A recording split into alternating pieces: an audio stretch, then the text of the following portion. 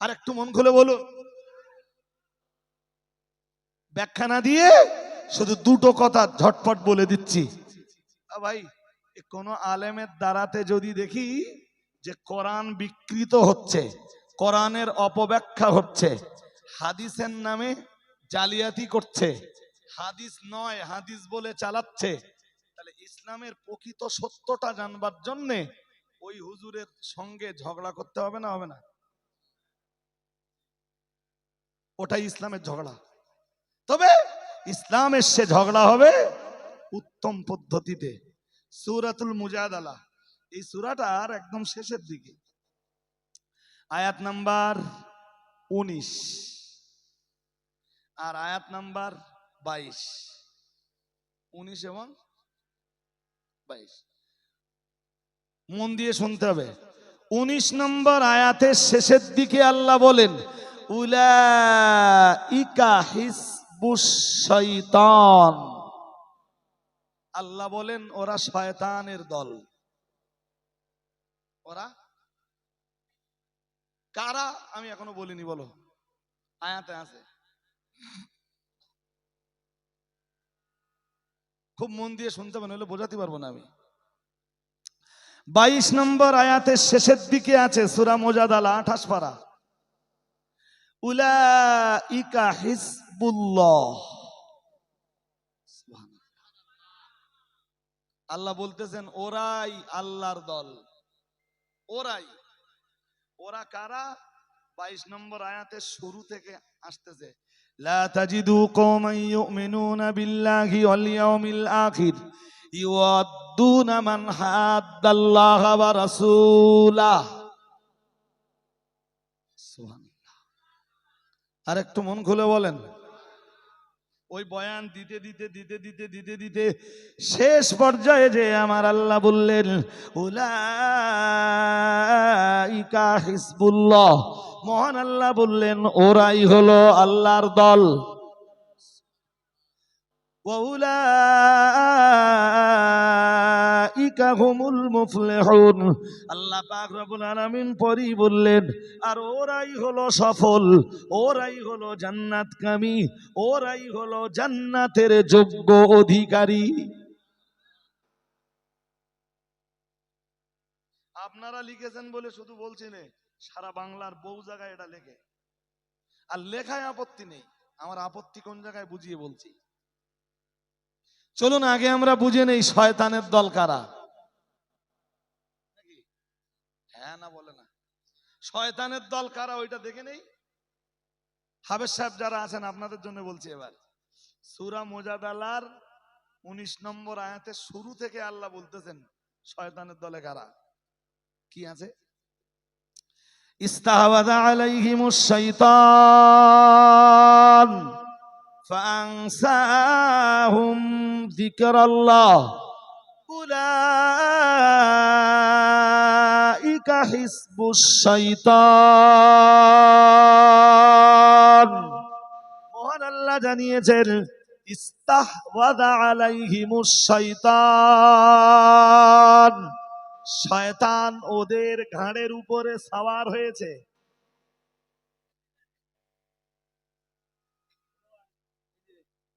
বারবার চা লাগবে না, যখন লাগবে আমি বলবো, সময় লস করে যাবে। এতটা লোক আমার মুখের দিক তাকিয়ে রয়েছে আর আমি বারবার চা খাবো, এটা হয় নাকি? আর আয়াতটা মন দিয়ে না, আমি মন থেকে না বললে আপনি বুঝতে পারবেন না, আর আপনি মন দিয়ে না শুনলে সূরা মুজাদালার 19 নম্বর আয়াত আপনার ব্রেনে ঢুকবে না।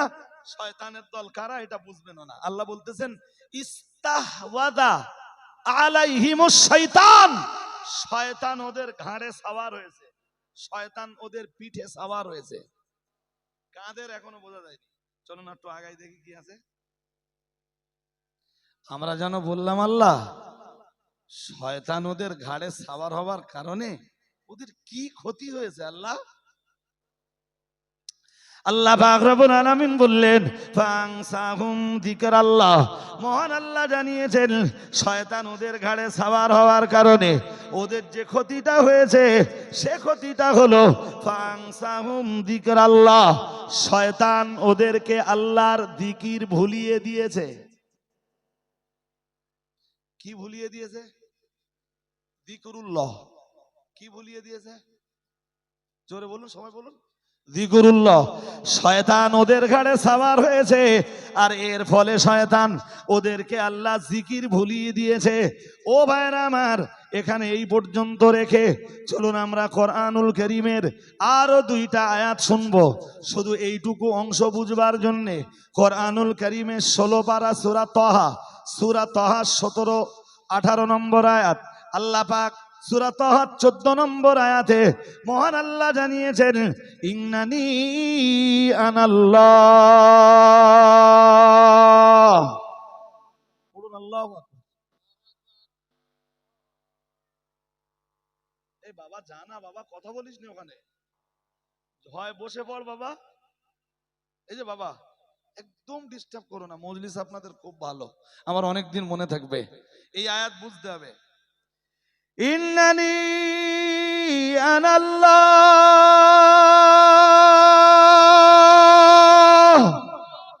লা ইলাহা ইল্লা আনা ফা'বুদনি ওয়াকিমিস সালাতা লিযিকরি। পড়ুন আল্লাহু আকবার। কি চ্যাম্পিয়ন করে মহান আল্লাহ জানিয়েছেন, ইন্নানি আনাল্লাহ, নিশ্চয়ই আমি হলাম আল্লাহ। লা ইলাহা ইল্লা আনা, আমি ছাড়া কোনো উপাস্য নাই। আমি ছাড়া কোনো, সবাই বলেন, আওয়াজ দিয়ে বলেন, আমি ছাড়া কোনো উপাস্য নাই। কেন নাই? সব হুজুররাই তো কয় কেন নয়, কেন নাই।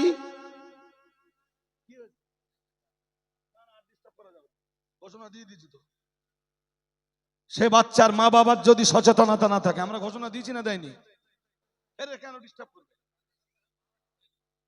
আমার বক্তব্য তো এটা, আর কথা বলেন না, সময় চলে যাবে, আমি নেমে যাবো। বলো, আমি পাঞ্চওয়াল টাইমে চলা লোক। 8টায় টাইম, 8টা বাজতে 2 মিনিট আগে ঢুকে গেছি, ফের 10টায় ছাড়ার কথা, 10টাতেই ছাড়বো। জি, হাতে বেশি টাইম নেই। জিজ্ঞাসছিলাম আল্লাহ ছাড়া কোনো উপাস্য নাই, কেন নাই? इसका जवाब आप लोगों के पास कोई जवाब नहीं। আপনাদের পড়বার কথা শুধু পড়েন, লা ইলাহা ইল্লাল্লাহ মুহাম্মাদুর রাসূলুল্লাহ। বাটের হিকমত আপনারা জানেন না। আল্লাহ ছাড়া কেন উপাস্য নাই, এটা আয়াতুল কুরসিকে জিজ্ঞেস করুন, আয়াতুল কুরসি বলে দেবে। সূরা বাকারা 3 পারা, সূরা বাকারা 255 নম্বর আয়াত। আল্লাহ আল্লাহ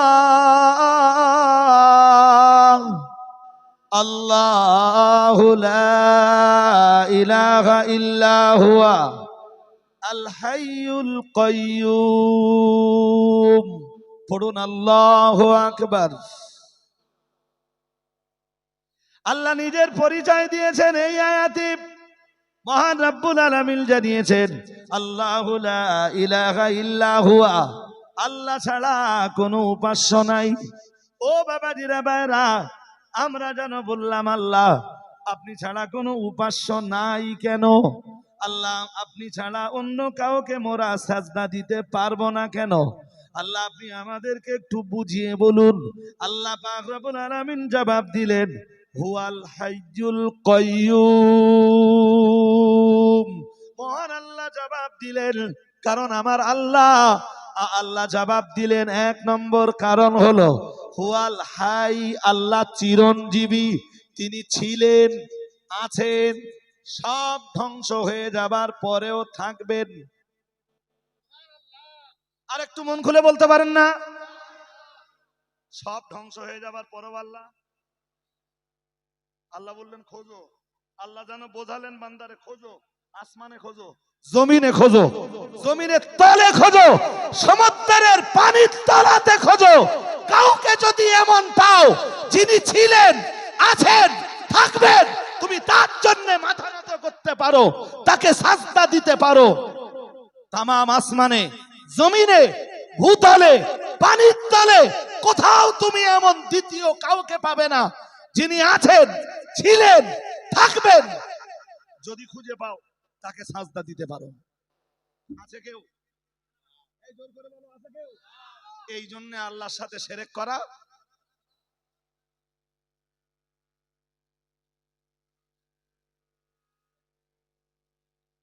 কি বলছি বুঝতেছেন তো নাকি? হ্যাঁ, অন্য মনস্ক হলে হবে না। কথা খুব ভালোই শুনছেন।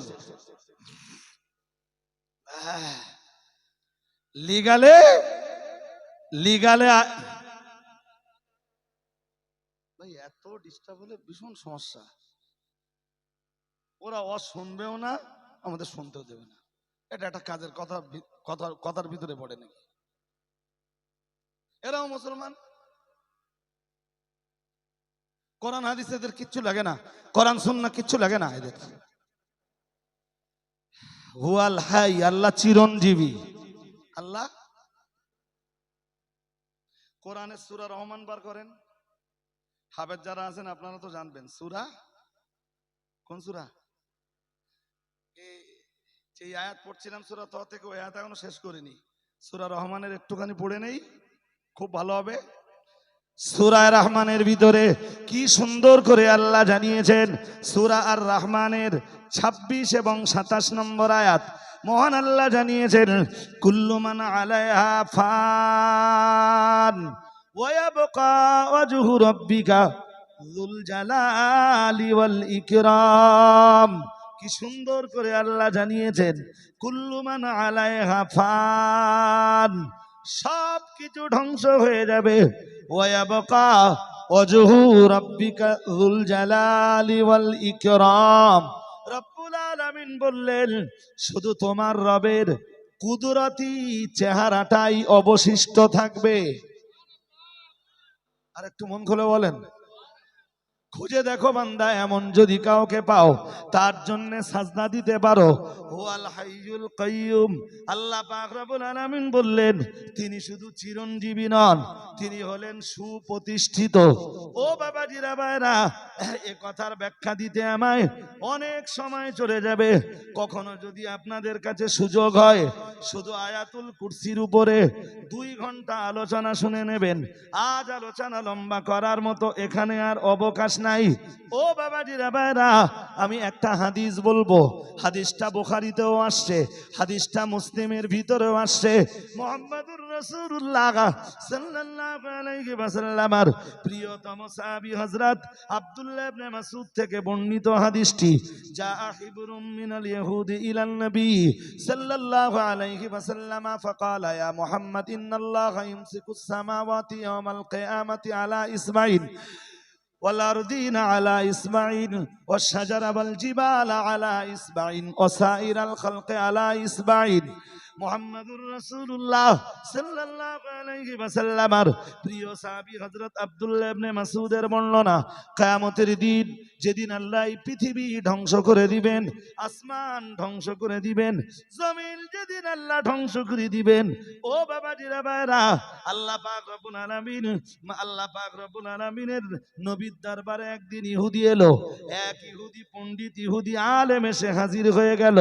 এসে বলল, ফাকালা ইয়া মুহাম্মদ, ইয়া রাসূলুল্লাহ, ইয়া হাবিবাল্লাহ, খুদুরু ইন্নাল্লাহা ইউমসিকুস সামাওয়াতি ইয়াওমাল কিয়ামাতি আলা ইসমাঈল। ইয়া রাসূলুল্লাহ, কিয়ামতের দিন আমার আল্লাহ তামাম আসমানকে, 7টা আসমানকে আল্লাহ নিবেন একটা আঙ্গুলের উপর।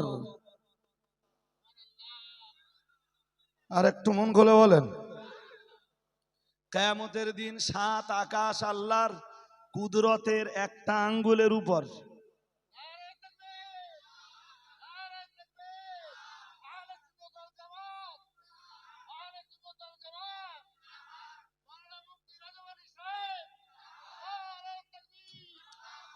কি কি চ্যাম্পিয়ন করে নবী আমার বললেন।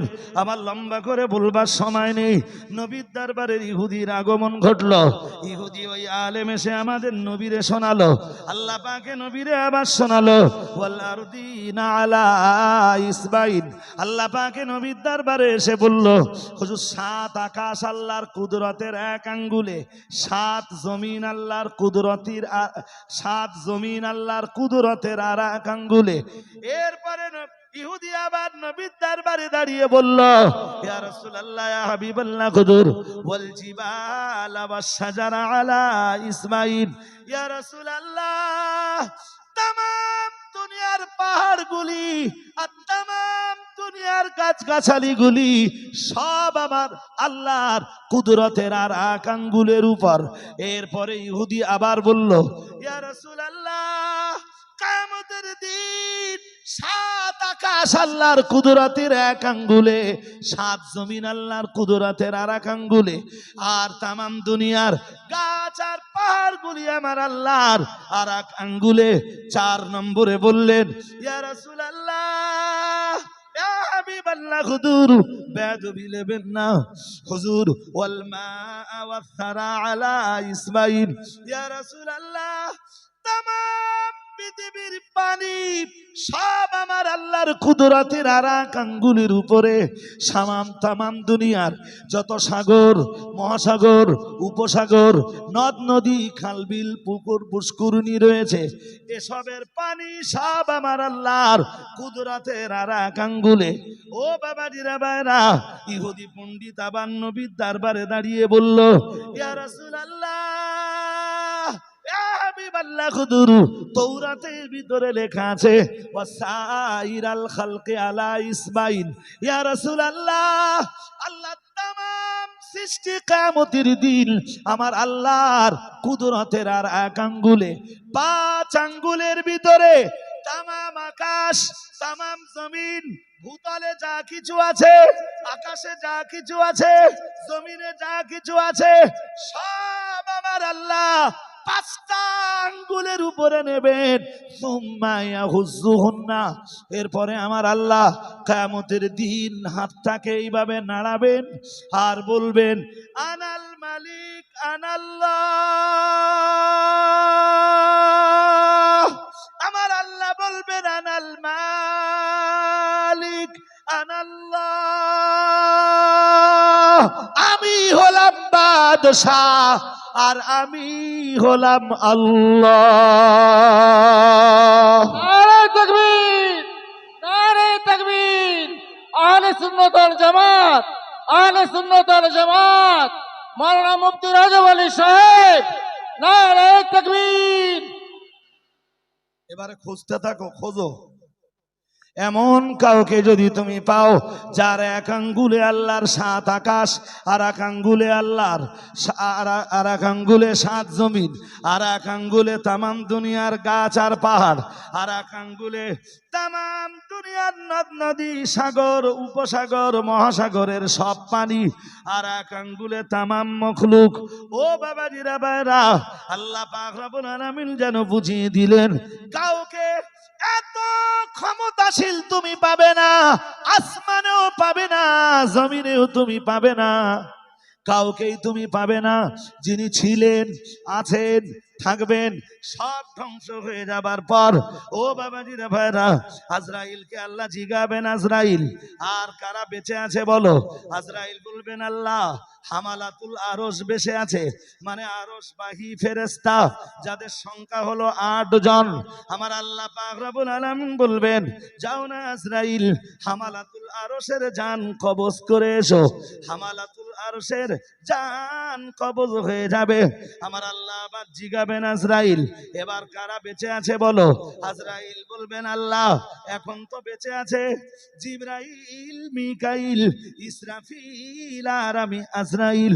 আল্লাহ পাক রব্বুল আলামিন বলবেন, আজরাইল, জিবরাইলের জান কবজ করো। জিবরাইলের জান কবজ হয়ে যাবে। মিকাইলের জান কবজ করো। মিকাইলের জান কবজ হয়ে যাবে। ইসরাফিলের জান কবজ করো। ইসরাফিলের জান কবজ হয়ে যাবে। আজরাইল এখন কে জানো বাকি? আল্লাহ আমি ছাড়া তামাম মাখলুকের ভিতরে আর কেউ নাই। আল্লাহ আল্লাহ পাক রব্বুল আলামিন বলবেন, আজরাইল আমি না বলে দিয়েছিলাম কুল্লু নাফসিন যায়িকাতুল মাউত, প্রত্যেক আত্মার মউতের স্বাদ গ্রহণ করা লাগবেই। আজরাইল কেউ নাই, তুমি শুধু একাই আছো, মউত তো তোমারও হবে। ও বাবাজিরা বারা, আমার আল্লাহ আজরাইলকে বলবেন মুত ইয়া মালাকাল মাউত, মরে যা হে মালাকুল মাউত, মউতের ফেরেশতা তুই মরে যা। আজরাইলের মাউত হয়ে যাবে। তামাম আসমানে, তামাম জমিনে, তামাম তামাম আকাশে, তামাম জমিনে আর কেউ নাই, নবমণ্ডল ভূমণ্ডলে আর কেউ নাই। আমার আল্লাহ জানান ওই সময় আমি বলবো লিমানিল মুলকুল ইয়াম লিল্লাহিল ওয়াহিদিল কাহার। আল্লাহ পাক রব্বুল আলামিন জানিয়েছেন ওই দিন আমি আল্লাহ বলবো লিমানিল মুলকুল ইয়াম, আজকের দিনের রাজত্ব কার, আজকের দিনের বাদশাহিত্ব কার। হাদিসের বয়ানে এসেছে তামাম দুনিয়ার রাজা মহারাজাদের নাম ধরে ধরে আল্লাহ ডাকবেন। কোথায় বখতে নাসার, কোথায় নমরুদ, কোথায় মানে ফেরাউন, কোথায় আবু জাহাল, কোথায় উতবা সাহেবা রাবেয়া। এই পৃথিবীতে যারা দুর্দান্ত প্রতাপগিরি দেখিয়েছো, কোথায় আজকের হিটলার, কোথায় নেতানিয়াহু, কোথায় বিল ক্লিন্টন, কোথায় জো বাইডেন, কোথায় মানে কোথায় দুনিয়ার নেতা লিডাররা, কোথায় দুনিয়ার রাজা বাদশারা, কোথায় নরেন্দ্র মোদী, কোথায় বা হাসিনা, কারা কোথায় আছো তোমরা? লেমানিল মুলকুল ইয়াম, ডাক দিয়ে আল্লাহ বলবেন আজকে রাজত্ব কার। কোনো আওয়াজ মিলবে না। আমার আল্লাহ আবার বলবেন আইনাল জাব্বারুন আইনাল মুতাকাব্বিরুন, কোন জবাব আসবে না। আমার আল্লাহ বলবেন লিমানিল মুলকুল ইয়াম, আজকের বাদশাহিত্ব রাজত্ব কার কার কার, কোন জবাব আসবে না। আমার আল্লাহ আবার বলবেন লিমানিল মুলকুল ইয়ামা, আজকের রাজত্ব আজকের বাদশাহিত্ব কার, কোন জবাব আসবে না। আমার আল্লাহ নিজেই জবাব দিবেন লিল্লাহিল ওয়াহিদিল কাহার।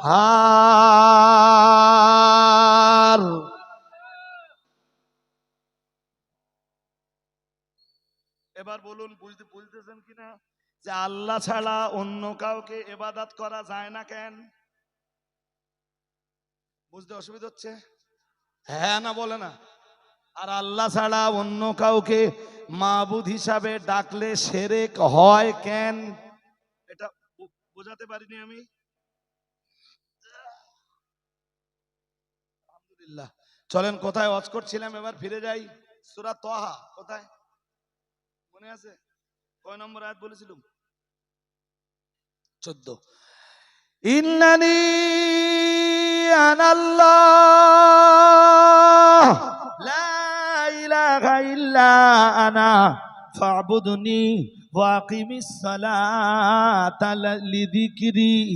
আমার আল্লাহ পাক রব্বুল আলামিন জানিয়েছেন আমি হলাম আল্লাহ, লা ইলাহা ইল্লা আনা, আমি ছাড়া আর কোনো উপাস্য নাই। ও ভাইরা আমার মনে রাখুন, এরপরে আল্লাহ বললেন আমি ছাড়া যখন কোনো উপাস্য নাই ফাবুদনি, তুমি শুধু আমার ইবাদত করবা, ওয়াকিমিস সালাতা লিযিকরি, আর আমি আল্লাহ আমার জন্য সালাত, আমার জিকিরের জন্য তুমি সালাত আদায় করবা। আরেকটু মন খুলে বলেন, সালাত আদায় কিসের জন্য? আমি বলিনি, হ্যাঁ না বলে না, শোনেননি? ওয়াকিমিস সালাতা লিযিকরি, আমার জিকিরের জন্য। আরেকটু মন খুলে বলেন, সালাত কার জিকিরের জন্য? সবাই বলেন। বেশ, আবার একটা আয়াত পড়বো। সূরা মুজাদালার 19 নম্বর আয়াতে এবার ফিরবো। এতক্ষণ ধরে বোঝালাম শুধু আপনাদের।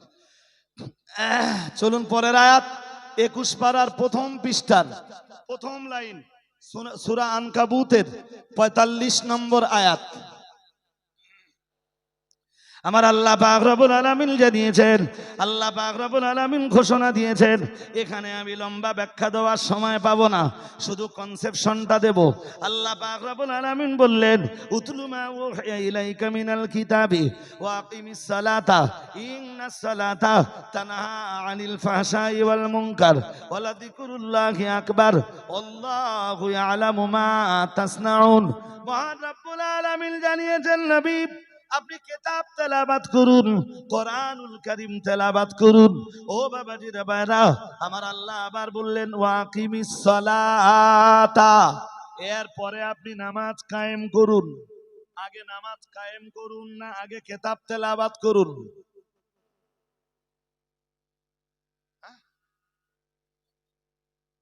শোনেননি আমার ওয়াজ? উতলু মা উহিয়া ইলাইকা মিনাল কিতাব, আগে কিতাব তেলাওয়াত করুন। আগে তুমি তেলাওয়াত না শিখলে নামাজ কি দিয়ে পড়বা? এই একটু আগে আমি বলছিলাম জানেন, যে মুসলমান বলে দাবি করতে গেলে প্রথম লাগবে কোরআনের, মনে আছে না নেই?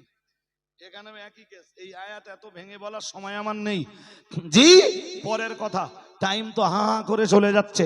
পরের কথা ওয়াকিমিস সালাতা, আমার আল্লাহ পাক রব্বুল আলামিন বললেন আর নবী আপনি সালাত কায়েম করুন। ও বাবাজিরা ভাইরা, আল্লাহ পাক আবার বললেন ইন্নাস সালাতা তানহা আনিল ফাহশাই ওয়াল মুনকার, নিশ্চয়ই সালাত যারা কায়েম করে, সালাত তাদেরকে অশ্লীলতা থেকে বাঁচায়, গুনাহ থেকে বাঁচায়, নির্লজ্জতা থেকে বাঁচায়। আল্লাহ পাক রব্বুল আলামিন আবার বললেন ওয়ালাযিকরুল্লাহি আকবার। আল্লাহ পাক রব্বুল আলামিন বললেন আর আল্লাহর যত যত জিকির আছে সব চাইতে বড় জিকিরের নাম হলো নামাজ। আর একটু মন খুলে বলেন। আগের আয়াতটা শুনিয়েছিলাম, আপনারা ভুলে গেছেন কিনা জানি না। সূরা তাহা 14 নম্বর আয়াত, সেখানে আল্লাহ বলেছেন আমার জিকিরের জন্য সালাত আদায় করো।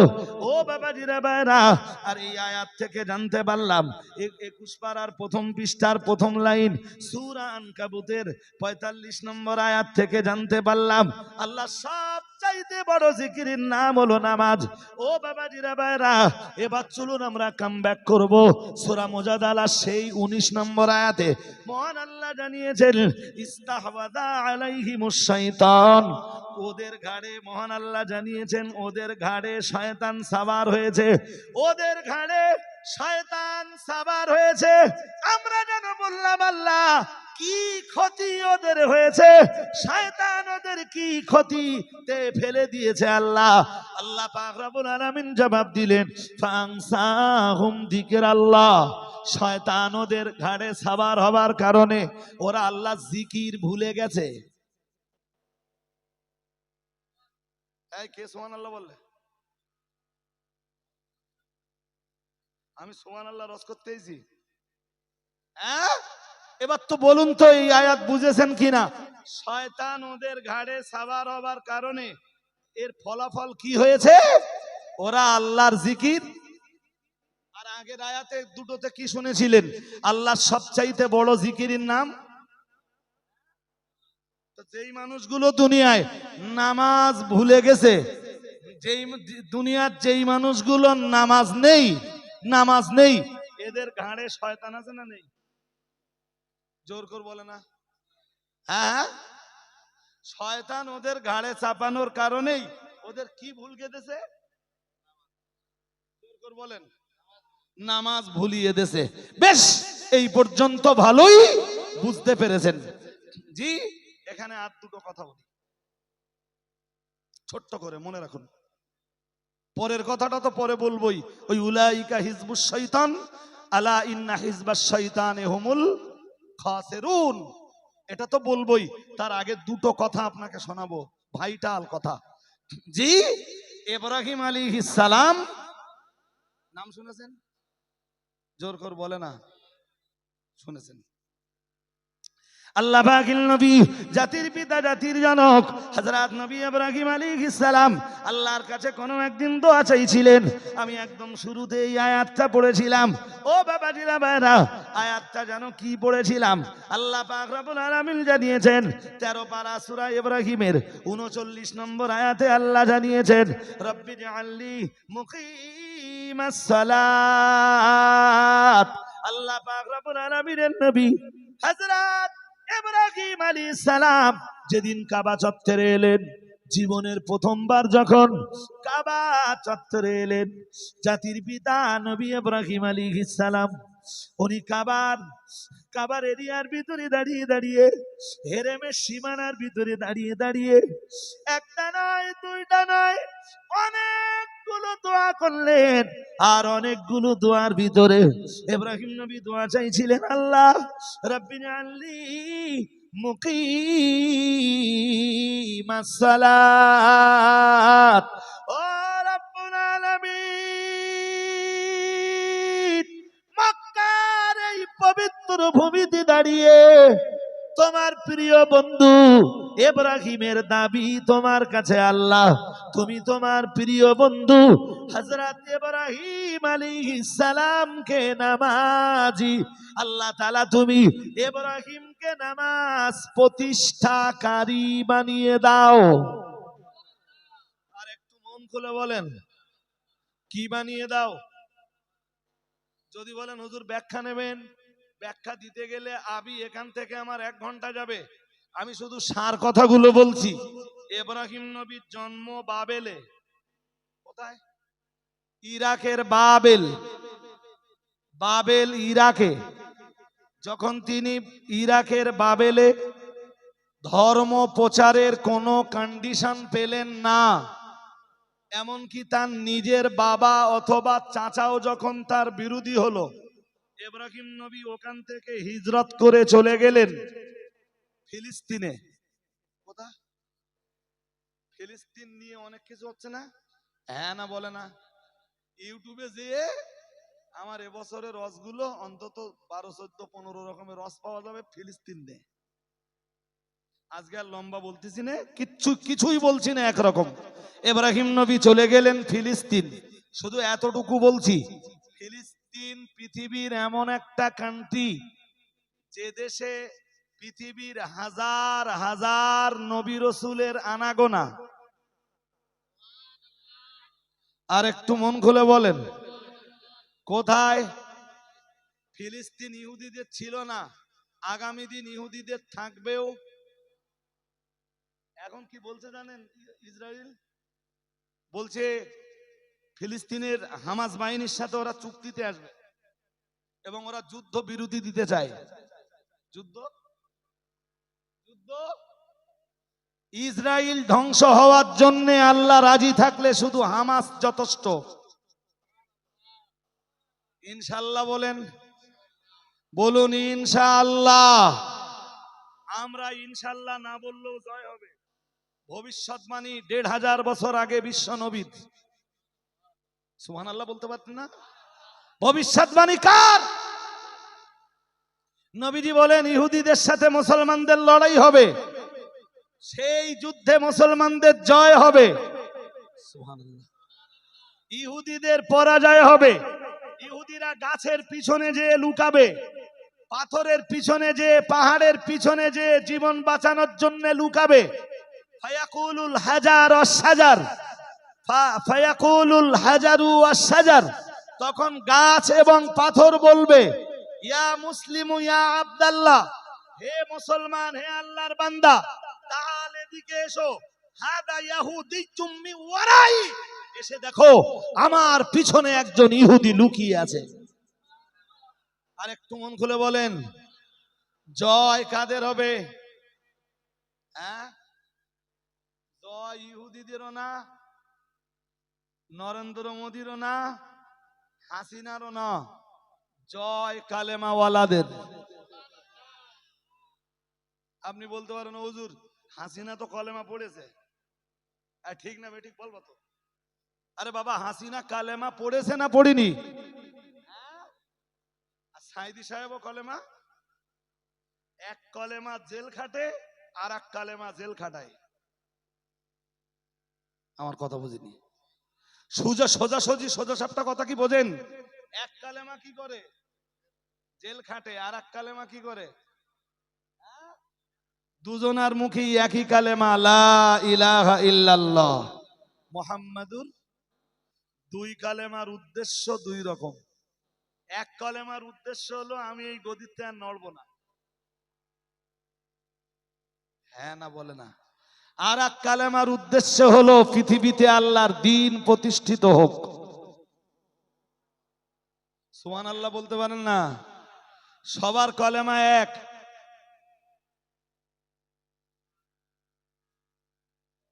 ঘাবড়ে যাচ্ছেন বলেন? জিগাচ্ছি, সবার কলেমা এক, কলেমা এক, উদ্দেশ্য এক নয়। উদ্দেশ্য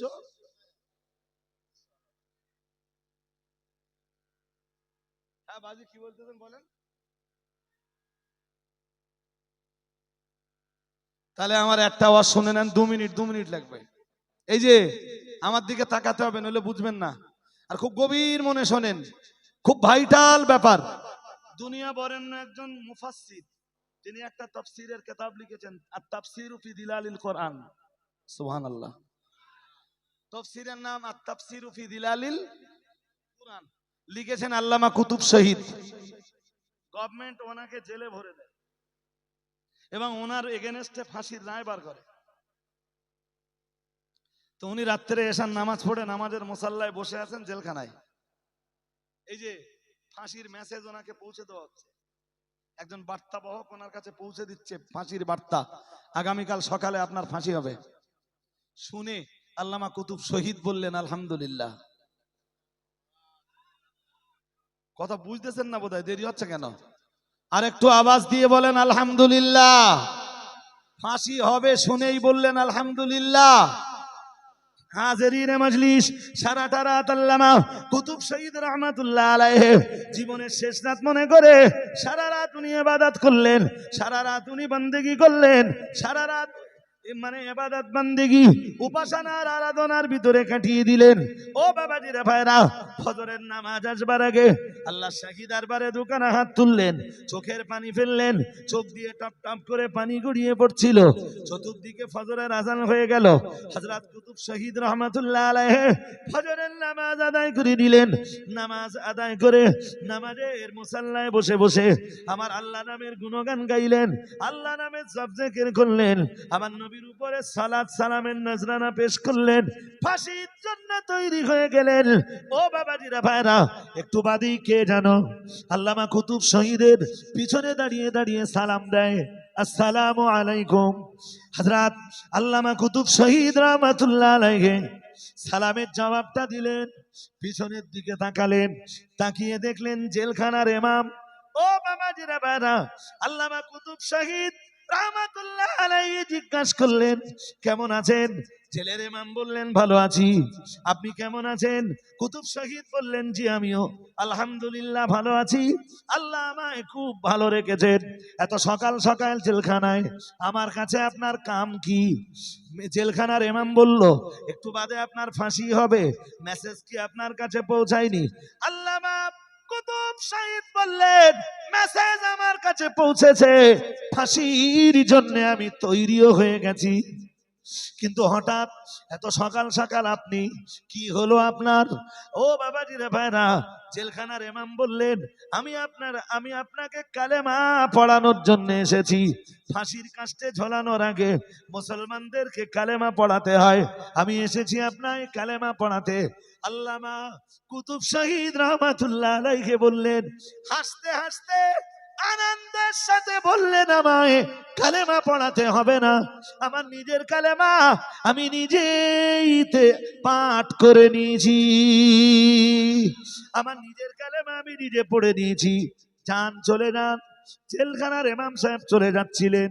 কিছু দূর যাবার পরে সৈয়দ কুতুব শহীদ ওনাকে ডাকলেন, ডেকে বললেন, খুব ছোট্ট কথা একটা বললেন, শুনুন, যে কালেমায় আপনি বেতন পান, সেই কালেমায় আমার ফাঁসি হয়। কথা বোঝেননি? ও লোক জেলের ইমাম তো, কলেমা পড়াচ্ছে তো, হ্যাঁ না বলে না, কলেমা পড়াচ্ছে তো। সৈয়দ কুতুব শহীদ বললেন, যে কালেমায় আপনি বেতন পান ওই কালেমার জন্যই আমার ফাঁসি হচ্ছে। বুঝিয়ে দিলেন আপনার কালেমা আর আমার কালেমা এক কালেমা নয়। এক কালেমা।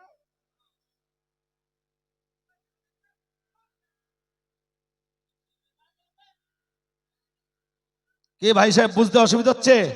হ্যাঁ, তা কি বলবেন? সব কালেমায় এক বলবেন? বলবেন? হাজেরিন, আজ এখনো বেশ কিছুটা বাকি। ইব্রাহিম নবী কোথায়? ফিলিস্তিনে। কোথায়? ফিলিস্তিনে। কথা তো অনেক ভাই, সংক্ষিপ্ত কথা। ওখানে ইসমাইল আলাইহিস সালামের জন্ম। ইসমাইল আলাইহিস সালাম ভূমিষ্ঠ হওয়ার কিছুদিন পর আল্লাহ ইব্রাহিমকে বললেন, ইসমাইল আর ইসমাইলের মাকে কাবা চত্বরের আশপাশে রেখে এসো। ছিলেন বাবেলে, গেলেন ফিলিস্তিনে, এখন বললেন ইসমাইল আর ইসমাইলের মাকে কাবা চত্বরে রেখে এসো। ওদের দুজনকে রেখে আবার তুমি ফিলিস্তিনে ফিরে আসবা, আমার হুকুম না হওয়া পর্যন্ত। আর ওদের কাছে হযরত ইসমাইল আলাইহিস সালামের আম্মা জানকে আর বেটা ইসমাইলকে কাবা চত্বরে যখন রেখে যাচ্ছিলেন, আম্মা জান হাজার ইসমাইল আলাইহিস সালামের মা জিজ্ঞেস করলেন, আমারাকাল্লাহু বিহাদা, এটা কি আমার আল্লাহর হুকুম? এটা কি আমার আল্লাহর আদেশ? ইব্রাহিম নবী বললেন, হাজার আমি তো চলে যাচ্ছি, তোমার সাথে কবে দিদার হবে? তোমার বেটা ইসমাইলের সাথে কবে দিদার হবে জানি না, আমি চলে গেলাম। বুখারী শরীফের বয়ানে এসেছে, অল্প কটা খেজুর দিলেন আর অল্প একটুখানি পানি দিলেন, অল্প খানিকটা পানি দিলেন, দিয়ে ইব্রাহিম আলাইহিস সালাম চলে যাচ্ছেন। আম্মা জান হাজার জিজ্ঞেস করলেন, হুজুর আমারাকাল্লাহু বিহাদা, এটা কি আমার আল্লাহর হুকুম? কালা নাম, ইব্রাহিম নবী বললেন, ইয়েস, এটা আমার আল্লাহর হুকুম।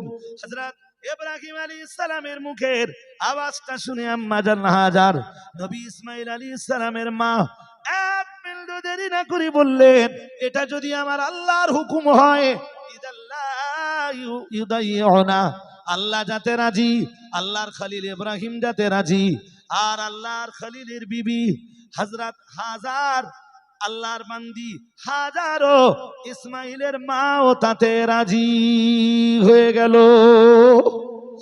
হযরত আম্মা জান হাজার বললেন, হুজুর হুকুম যদি আল্লাহর হয় চলে যান, কোনো ডিলে করবেন না, দেরি করবেন না। হুজুর আমি হাজার, আমি ইসমাইলের মা, নারী হতে পারি, বিশ্বাস করি হুকুম যিনি দিয়েছেন আমাদের দুজনকে হেফাজতের দায়িত্বটাও সেই রাব্বুল আলামিনের কুদরতি কবজায়। আর একটু মন খুলে বলেন, ইব্রাহিম আলাইহিস সালাম চলে যাচ্ছেন, এই যে আর চোখে বাদ দেখলেন না, ওই বেরিয়ে পড়লেন, আর চোখে দেখলেন না। মক্কার গাছে কোনো ফুল নেই, মক্কার গাছে কোনো ফল নেই, পিপাসা নিবারণের পানি নেই, আশপাশে কোনো বসতি নেই, কোনো মানুষ দেখা যায় না, কেউ নেই। কাবার দেওয়াল পর্যন্ত, দেওয়ালের পর্যন্ত তখন কোনো অস্তিত্ব নেই। ইব্রাহিম নবী চলে যাচ্ছেন, দুধের বাচ্চা আর 99 বছরের সন্তান ইসমাইলকে রেখে। কয় বছরের সন্তান? আমার কথা বুঝেননি? ইব্রাহিম নবীর বয়স তখন 99। কত কত? হ্যাঁ, 99 বছর বয়সে প্রথম বাবা হচ্ছেন উনি, ইব্রাহিম আলাইহিস সালাম। 99 বছরের দুধের, মানে 99 বছরের এই সাধের সন্তানকে রেখে হযরত ইব্রাহিম আলাইহিস সালাম চলে যাচ্ছেন। এই যে চোখ ছলছল করে না, চোখে পানি নেই, হুকুম আল্লাহর, কিছু করার নেই। হাজারেরও কোনো, হযরত আম্মা জান হাজারেরও কোনো মায়া হয় না। ইব্রাহিম আলাইহিস সালাম ফিলিস্তিনের দিকে রওনা দিয়েছেন, আল্লাহর হুকুম না হওয়া পর্যন্ত আসবেন না। একটা পাহাড়ের টার্নিং দিয়েছেন, পাহাড় পাহাড়, পিছন দিকে তাকালেও আর ইসমাইলের মা দুজনের কাউকে দেখা যাবে না, চোখ দিয়ে টপ টপ করে পানি পড়ছে। উফ, এতক্ষণ কাঁদেননি, কাঁদছেন। ওখানে দাঁড়িয়ে 7টা দোয়া করলেন, কমপক্ষে 7টা, কমপক্ষে। আমাদের তো দোয়া করারই সময় নেই আল্লাহর কাছে, আছে? যা কিছু লোক একটু হাত তুলে দোয়া টোয়া চাচ্ছিল, তাতে আবার কিছু লোক কাঁটি মেরিয়ে সে দোয়াও বন্ধ।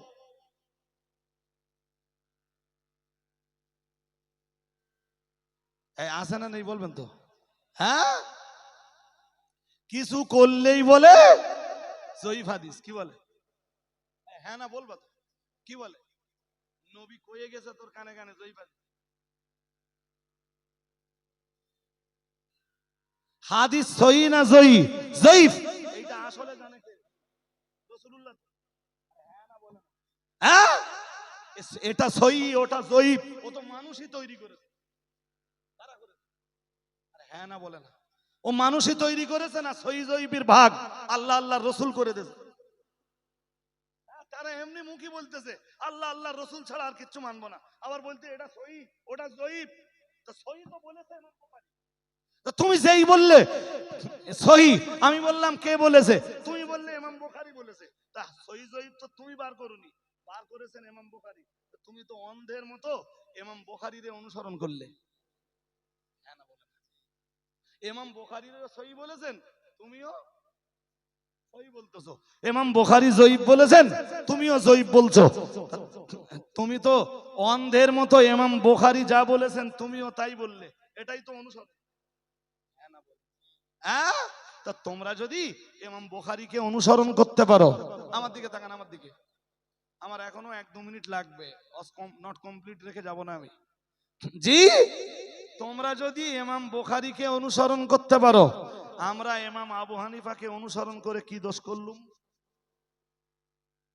আমার কথা বুঝিনি। যারা বলতেছে কোরআন হাদিস ছাড়া কোনো ইমাম মানি না, মজাব মানি না, আমি প্রমাণ করে দেব যে মজাব মানা ছাড়া কোন রাস্তা ইসলাম পালন করা সম্ভব সম্ভব। আর আমি প্রমাণ না করতে পারলে হজ করা ছেড়ে দেব। বলে দেখবেন কেউ যদি আমার চ্যালেঞ্জটা নেয়, ওই যে বলে বেড়ায় না যে আমি মজাব মানি নে, ইমাম মানি নে, কোরআন মানবার কথা বলে। হ্যাঁ, আমি বলছি পারবা না, ব্যাখ্যার সময় নেই। ইব্রাহিম আলাইহিস সালাম কমপক্ষে কটা দোয়া করলেন? জোর করে বলে না। 7টা দোয়ার ভিতরে একটা দোয়া কি ছিল জানেন? বললেন রব্বানা, আমি ব্যাখ্যা না করে বলছি, বলো, রব্বানা ইন্নী আসকানতু মিন যুররিয়াতি বিআদিন গায়রি যী যারইন ইনদা বাইতিকাল মুহাররাম। হযরত ইব্রাহিম আলাইহিস সালাম দোয়া চাইছিলেন, রব্বানা ইন্নী আসকানতু ইন্নী রব্বানা ইন্নী আসকানতু মিন যুররিয়াতি বিআদিন গায়রি যী যারইন। বললেন আল্লাহ, আমার বেটা ইসমাইল আর ইসমাইলের মাকে এমন এক জায়গায় রেখে গেলাম যেখানকার গাছে কোনো ফল নেই, ফুল নেই, যেখানকার মাটি কোনো শাক সবজি উৎপাদন করে না, পিপাসা আর পানিরও কোনো সন্ধান পাওয়া যায় না, যেখানে কোনো জনবসতি নই, যেখানে কোনো জনগণের বসতি নই নাই, যেখানে কোনো জনগণের সংযোগ নাই।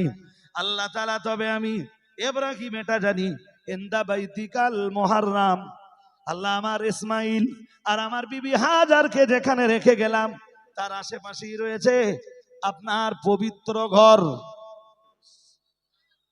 আর একটু মন খুলে বলেন, আল্লাহ আসলে আমি ইব্রাহিম ওদেরকে এই মরুভূমিতে রেখে যাচ্ছি না, জনমানব শূন্য কোন এরিয়াতে রেখে যাচ্ছি না।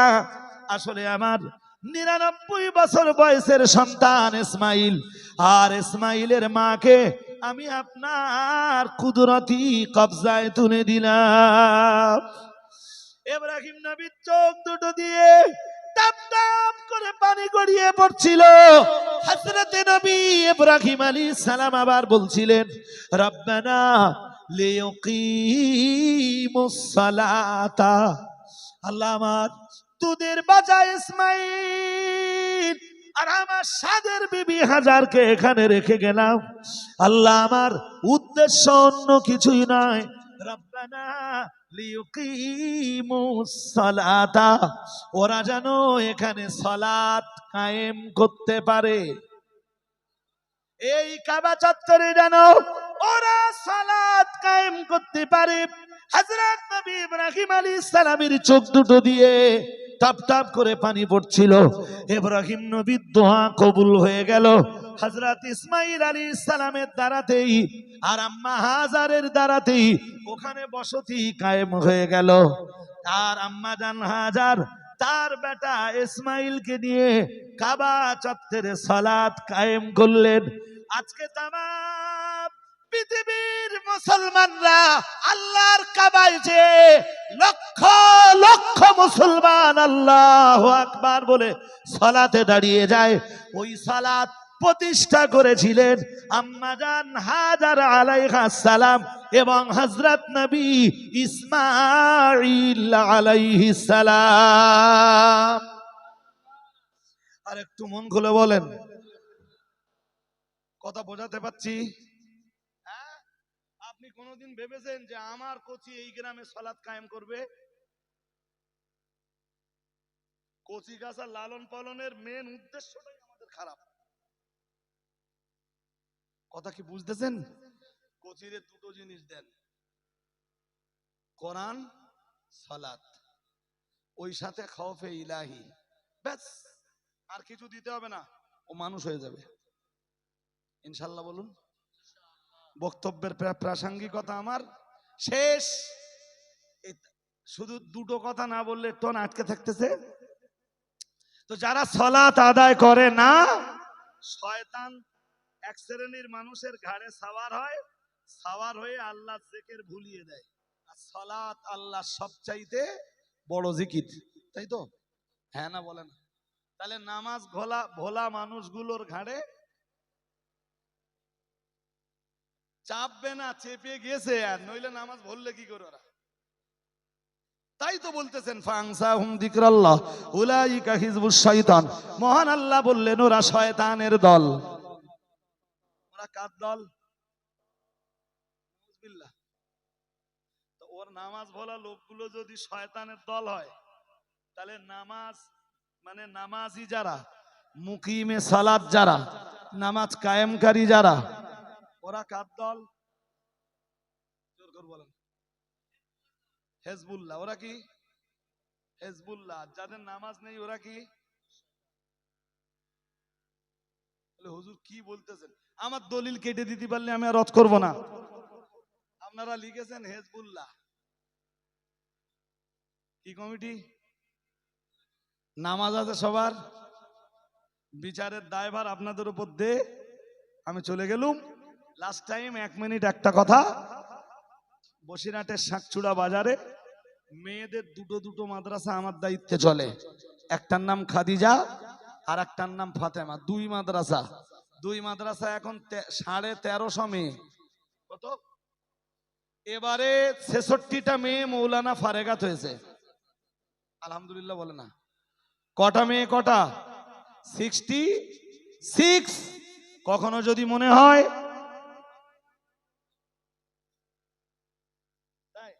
না না, আপনাদের ওই দিকটা অরঙ্গ আমি জানি না, তবে আপনাদের ওই দিকটা ওই নাটাবেড়িয়া টেড়িয়া, আমার কথা বোঝেননি, নাটাবেড়িয়া এলাকার বহু মেয়ে পড়াশোনা করে। ওদিক নাটাবেড়িয়া, উলাসী, দত্তফুলিয়া, ওইসব এলাকার বহু মেয়েরা পড়াশোনা করে।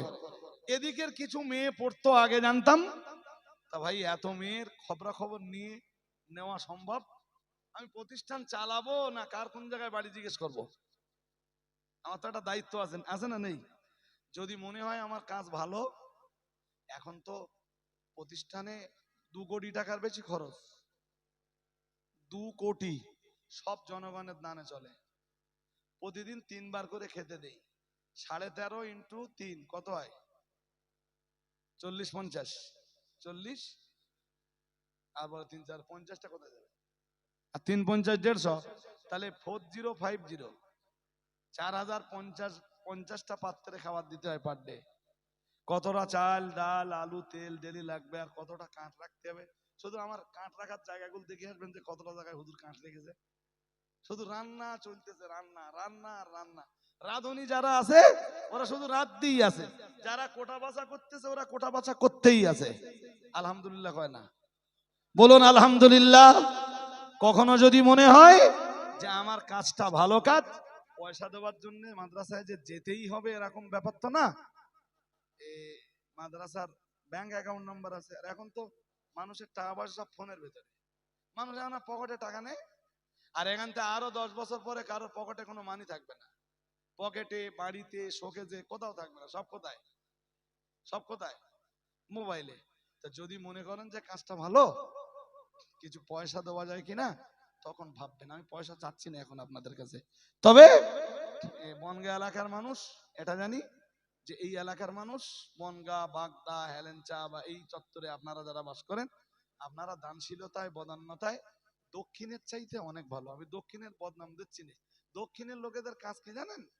আল্লাহ ক্ষমা করুন আমার, ওদের কাজ হচ্ছে ওরা কুটুম্বিতেটা খুব ভালো বোঝে। আসলে 15 দিনের ভিতরে বাড়ি যাবে না। পারলে দক্ষিণের দিকে একটা বেইটেই করবেন, দেখবেন বুঝতে পারবেন কন্ডিশনটা কি। আল্লাহ ক্ষমা করুন, বুঝবার তৌফিক দান করুন। দেখতেই পাচ্ছেন আজকের মজলিসের প্রধান অতিথি হযরত মাওলানা মুফতি আবুল কালাম আজাদ সাহেব। তিনি সুদূর বাংলাদেশ থেকে এসেছেন, অনেক কষ্ট করে এসেছেন, মুসাফির মানুষ। ওনার আলোচনা আপনাদের শুনতে হবে। দুরূদ শরীফ। আল্লাহুম্মা